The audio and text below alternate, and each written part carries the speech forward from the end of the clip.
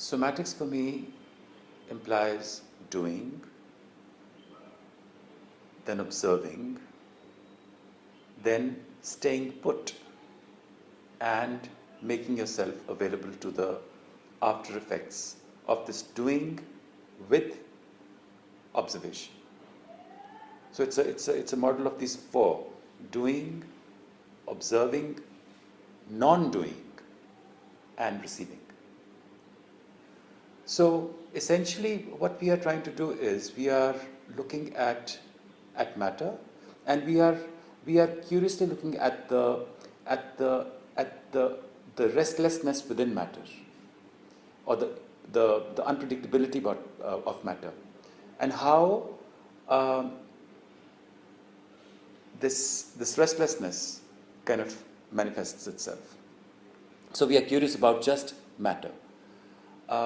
To just give you a short history of what informs this practice, it comes from my practices in yoga, in dance, Bharatanatyam, and also Vedic chanting. Yoga promises me, the promise of yoga that the way I understand it, yoga promises me sukh. Eventually, that is the promise of yoga, that there will be repose, there will be pleasurable repose.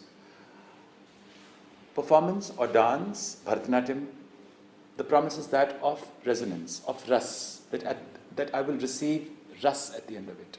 And Vedic chanting promises me that my body shall, after having produced all these sounds, my body eventually shall become a listening body. So what is common between all these three is that all these three make me the recipient as opposed to the doer. So I receive sukh, I receive ras, and I make my body a listening, receiving body. And it is this that I really appreciate and cherish about embodied practice. And this, to me, is the goal of embodied practice.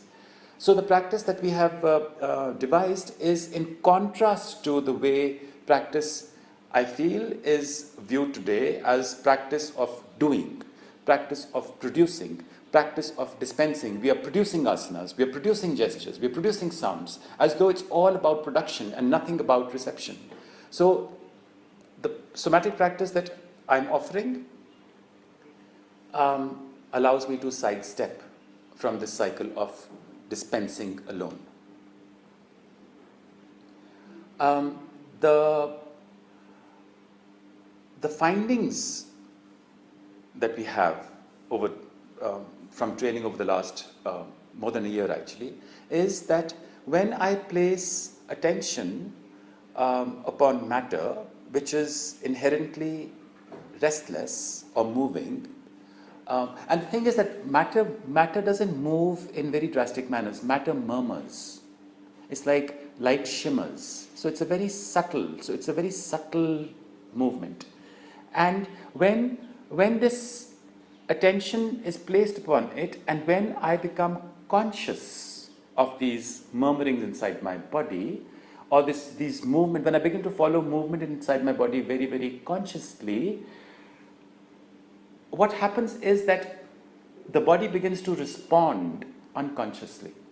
So I am consciously looking at something which is responding unconsciously, beyond my consciousness, so to speak. So there is a gap between my conscious attention and the unconscious response. And I am absorbing those responses. So I'm kind of trying to dwell in that excess between consciousness and something that is beyond consciousness. There's an excess there, and it's a very exciting and a very live, a very sapful and a very reposeful gap. And that is what we are looking at. So it is, I keep saying that, the whole practice is about observation and receiving of after effects. So our practice is about, we farm after effects. We are farmers of after effects, because the after effect is like a murmur. It's like a subtle sensory response, and that's what I'm trying to register and absorb.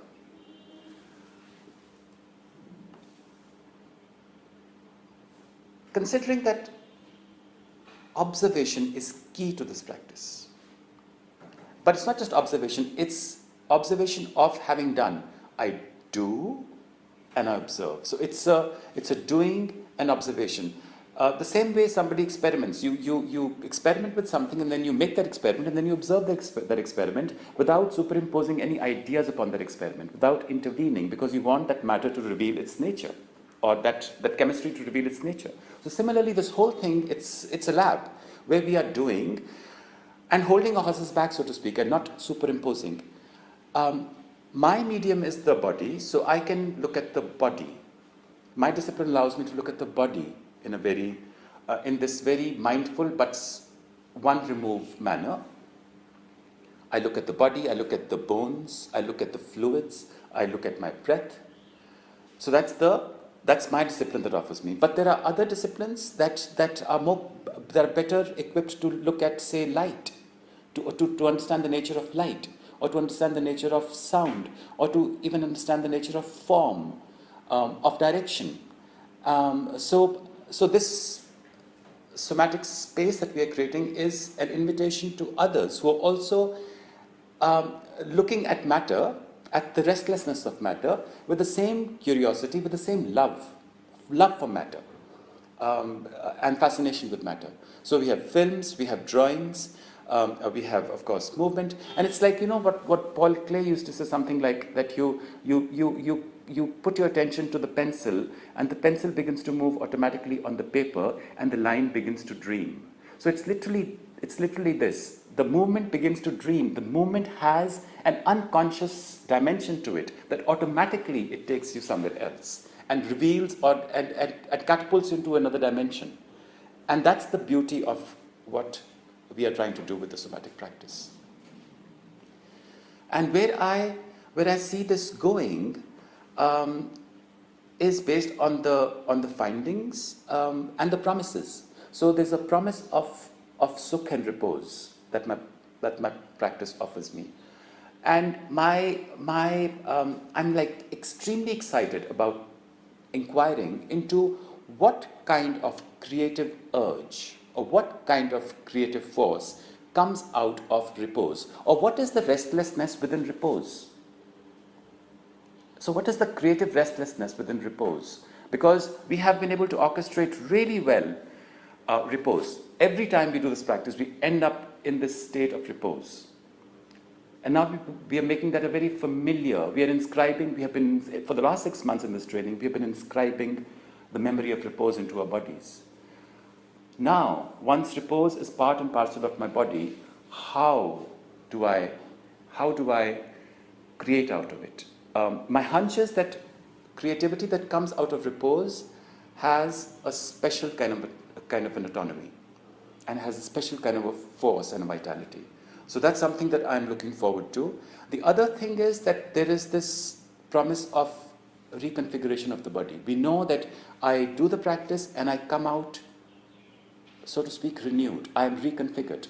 And the reconfigurations that we have been seeing are a reconfiguration of a state of, from a state of, say, normal, ordinary comfort to deep comfort, or from anxiety to repose, or from restlessness to absolute stillness, even from pain to not just painlessness but also pleasure.